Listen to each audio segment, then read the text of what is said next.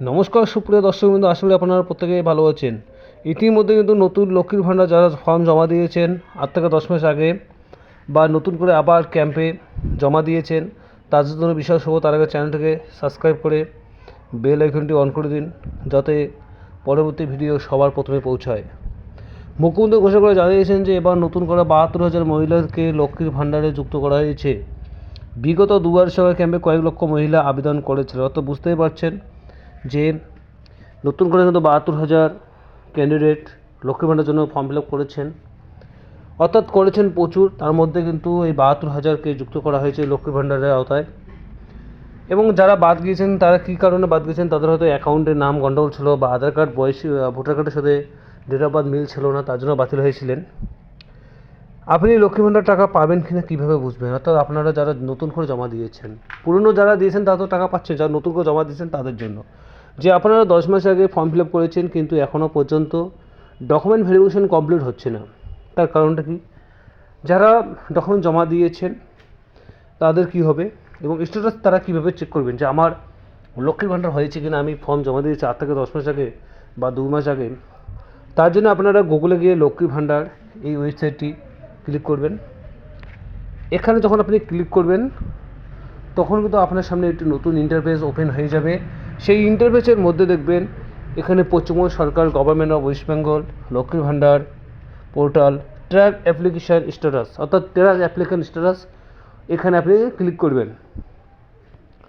এই track application স্ট্যাটাসে যখন আপনি ক্লিক করবেন তখন পরবর্তী পেজ কিন্তু আপনার সামনে ওপেন হয়ে যাবে।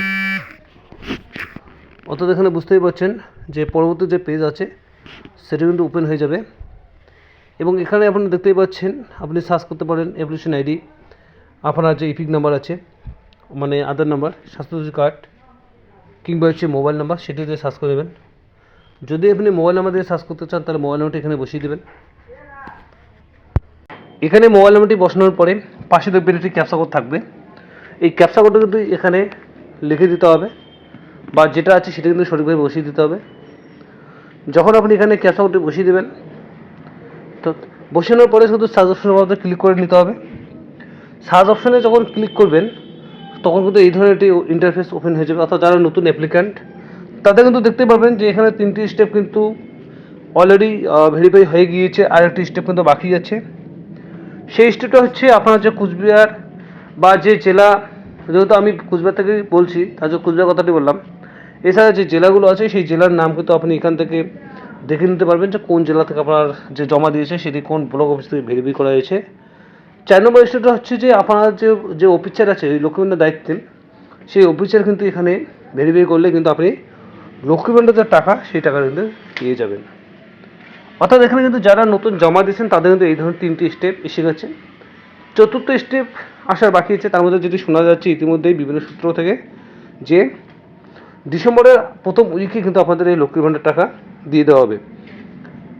এছাড়া এখানে কী বলা হয়েছিল যে আমাদের সমাধান যে ক্যাম্প হয়েছিল সেখানেও অনেক লক্ষ্মীর ভাণ্ডারের জন্য ফর্ম ফিল আপ কিন্তু করা হয়েছে, ফর্ম জমা দেওয়া হয়েছে এবং তাই এই সমস্ত নতুন আবেদনকারীদের ডিসেম্বর মাস থেকে কিন্তু টাকা দেবে সরকার। আপনারা বুঝতেই পারছেন যে ডিসেম্বর মাস থেকে কিন্তু ডিসেম্বরের প্রথম উইকে এখানে টাকা দেওয়া হবে। যদি এই ভিডিওটি ভালো লাগে তো অবশ্যই একটি লাইক সাবস্ক্রাইব করে দেবেন। সুস্থভাবে থাকুন, ধন্যবাদ।